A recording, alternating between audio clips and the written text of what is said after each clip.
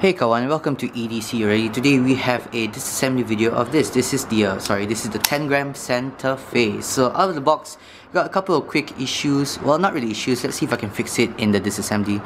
Well, first things first, we have a D10 that's alright. A little bit weaker than I would like, but it still works and still does the trick. We have just the slightest hint of blade play, and I've never taken this knife apart, so without further ado, let's take this apart. Now, from what I can see, it looks like that all the screws here are T8. So let's test that theory.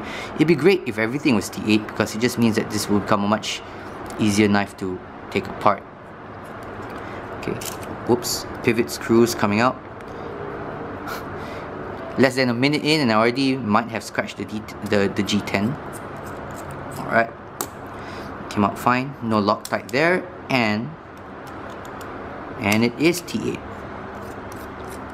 Okay, it's jumping a little bit. Let's see now. The screws are not stripped. That might have been my Torx bit here, but still came out. Is there any Loctite on that? No. Oh, there is. Okay, there is a little bit of Loctite on that.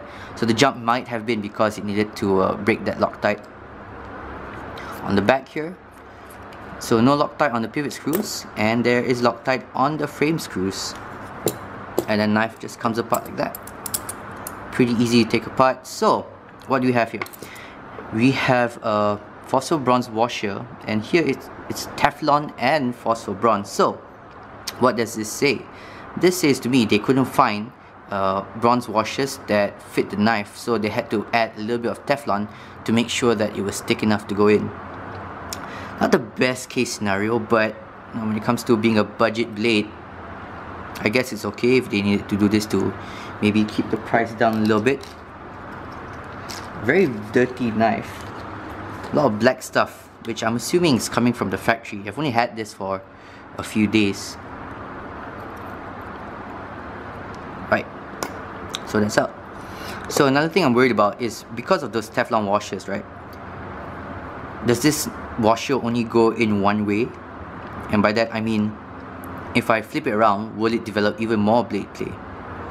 Only one way to find out. So let's just clean it up. Let's try not to separate these three so I can keep them all together so it stays in tolerance.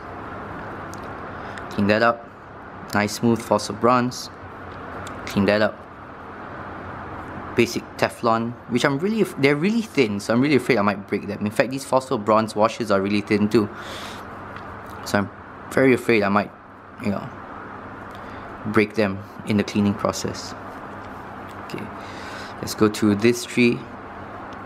So what I'm using here, this is just a microfiber cloth normally used for washing cars, which I'm using it now to clean knives.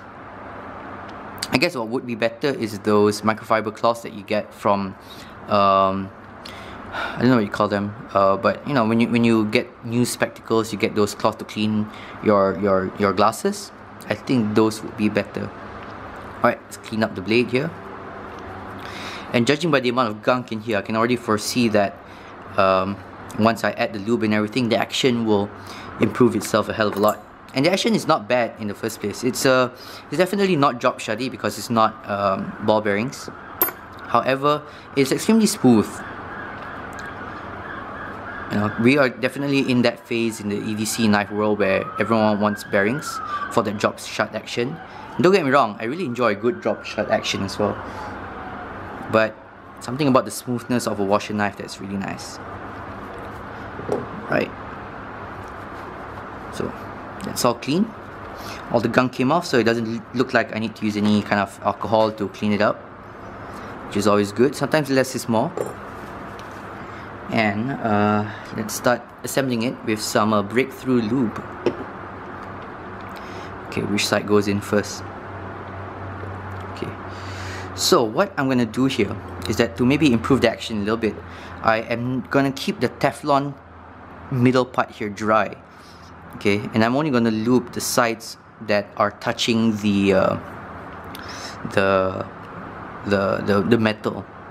So as a result, what can happen is that instead of the blade spinning around the Teflon, the blade and the metal parts are spinning around the phosphor bronze. Okay, This is the smoother side. Let's put that down like that. Let's put this in like so.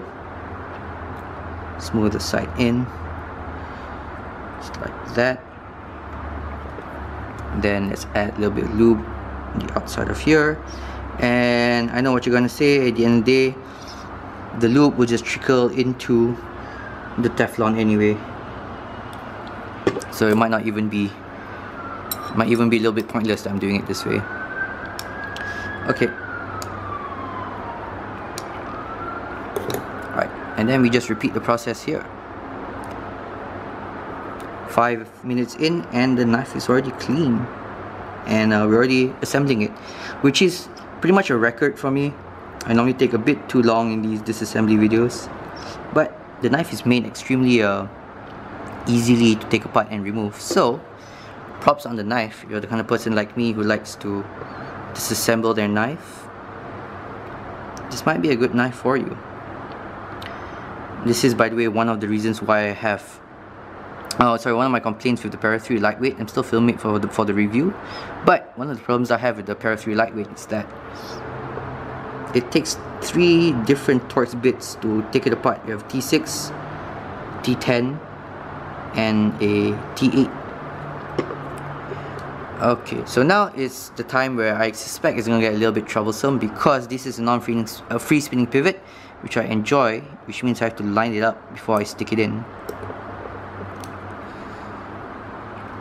Alright, so now the pivot's in, the stop pin is in as well. This guy is not going in. Sometimes in this situation, all you need is a little bit more pressure to push it in. In this case, it is not coming in. Okay, so I'm just going to use this here and just pull it so that, there we go, and it's in. So sometimes what happens is that the tolerances are pretty tight, so when it comes in here, you actually need to pull the metal a little bit so that it can all slot in. What that means is that, number one, it's in good tolerance. Number two, it becomes a pretty snug fit, so which means it's good. Put this in. Let's take my T8 pivot, stick it in. So right now I'm not going to put any Loctite to see if the pivot rotates as I keep flipping it. Okay, let's put it in semi-tight. Put these guys in. Now over the weekend at Blade Show Malaysia 2019, I used the Weha bit kit. And I really like the Weha bit kit. It's pretty awesome. It's a lot similar to this, except it doesn't have as much texturing. It's a little bit smoother, but the bit heads seems to be holding a little bit better than these Oraya ones. Alright, there is no blade play, which just means that the blade play that I developed just now, or before I took it apart, was just an untightened pivot. Nice. Oh yeah, that's good. That's smooth. That is a lot smoother. Now, one thing I forgot to do is I forgot to lube the detent track and the detent ball. So I'm just gonna lube it here, like so, using this little needle nose applicator here. Just like that. Flip it a few times. Yeah, it's nice. No blade play. Extremely smooth washer action.